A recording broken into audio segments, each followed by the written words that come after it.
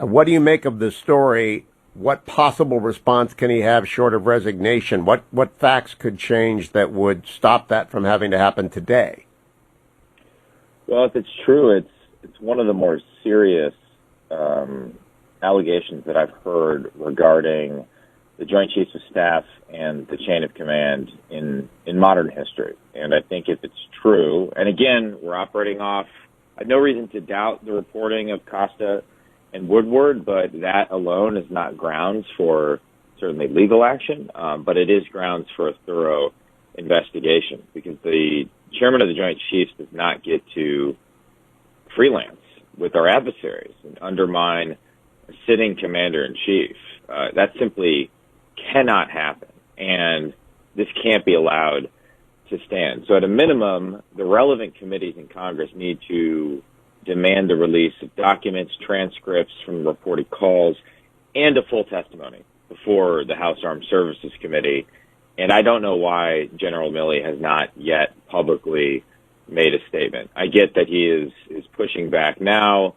It appears Jennifer Griffin has some reporting that suggests this isn't true, that there were 15 people on a video teleconference call, including people from the State Department, and that there are readouts and notes from these two calls between Milley and his Chinese counterparts. Well, if so, these call notes, if these call notes exist, they should be requested by Congress. I would say this, Hugh, I think regardless of what we understand when we get to the bottom of this, General Milley, due to a combination of things, whether it's sort of his defense of woke ideology in Congress and some other things, has become very politicized.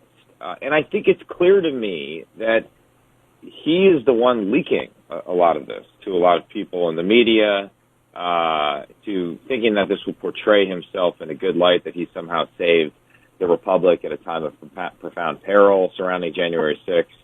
You simply can't have that. And it's very damaging to the chain of command.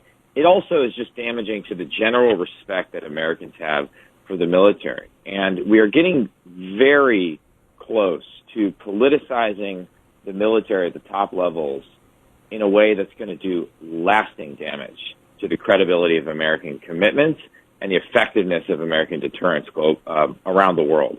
So we really do need to demand a clear denial, at least from Milley, and that's his only option. It's a full-throated denial or a resignation. A full-throated explanation. He may have made these calls. Now, I spoke last night with a senior member of the Trump administration national security team who told me calls between the chairman and counterparts, including the Chinese counterpart, would not be untoward if they included either the Secretary of State, the National Security Advisor, the Assistant Secretary of State, General Stilwell, for East Asia Affairs, or Matt Pottinger, the National Security Advisor, Deputy National Security Advisor, in on the call, taking notes and having briefed Milley before the call occurred, because more than 150 specific actions were taken vis-a-vis China after the election, before the transition, into which Milley might not have been able to cogently weighed had he not been briefed by state or NSC staff. But if he was surrounded by the interagency protocols, that explanation will be sufficient to defend him. Do you agree with that assessment? I do think it would be sufficient to defend him. I mean, I would have to know the details of the call, and certainly that all depends on the assumption that the national security team is, as a whole, still operating under the direction, or at least the commander's intent, of the commander-in-chief, right? Because you don't want a situation in which the entire national security team is going rogue, even amidst the unique circumstances of January 6th. But yes, I agree with your basic point.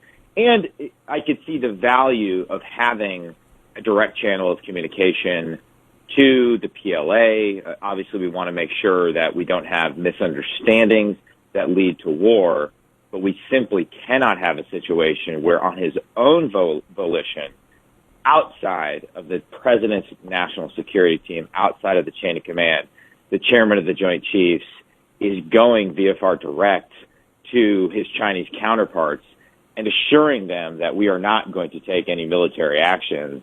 That's just simply not something that can happen, and it directly undermines the authority of the commander-in-chief, if true. And again, we're operating off of a Woodward and Costa book. I have no reason to doubt their reporting, but I don't take it as 100% fact. We have to do our own investigation. We have to get to the bottom of this because we can't have generals freelancing and going outside the chain of command.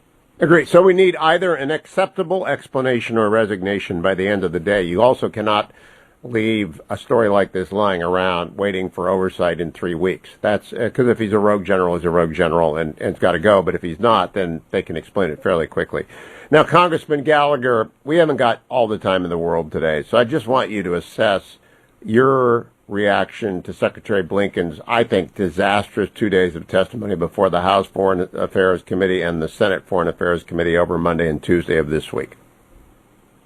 Yeah, I thought it was terrible. I thought the fact that, actually, I thought Senator Ron Johnson from Wisconsin captured it when he talked about the disparity between the real world and the way in which Secretary Blinken portrayed this in his written testimony. The idea that the administration is still out there trying to spin this as a success and not acknowledging the fiasco of this withdrawal is actually offensive. And I think it should offend every American with an ounce of common sense. The fact that we still don't have precise numbers on how many Americans we left behind, how many SIV eligible Afghans we left behind, how many green card holders, how many LPRs we left behind.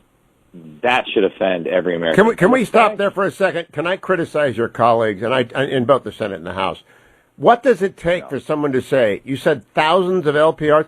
Is that 2,000 or is that 25,000? I mean, why can't your colleagues follow up a question with a question? I mean, it was so frustrating to watch.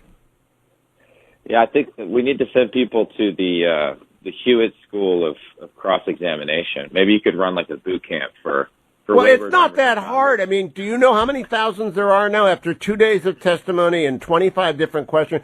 Do you, Mike Gallagher, member of Congress, know how many Americans within 10 and how many LPRs within 100 we have left behind?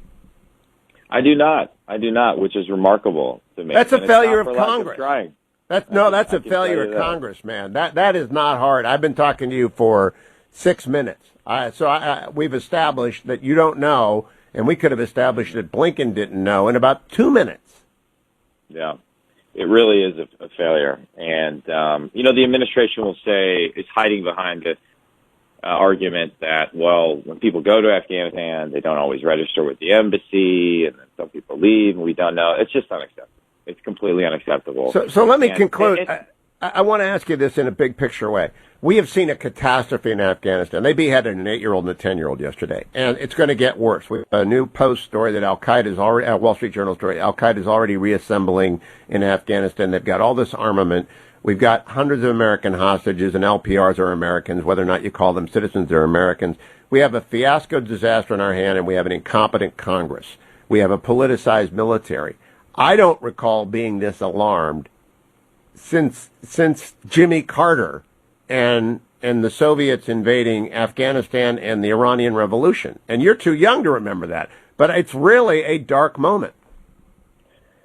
Well, Hugh, I'm not too young. The first time I ever came on your program when I was a humble civilian with Ambassador Robert O'Brien was to talk about an article that we had written together, which was an argument that Obama should learn from Jimmy Carter. Because the remarkable thing is that in the very late stages of Jimmy Carter's presidency, after the invasion of Afghanistan, after multiple foreign policy crises, after the Iran hostage crisis, he actually learned from the failure and started to do things differently and started to make investments in defense that Reagan then took up and increased and obviously perfected our strategy for defeating the Soviets over the subsequent decade. What we saw with Obama then was a complete unwillingness to learn from failure because he was blinded by progressive ideology and a sense of his own infallibility.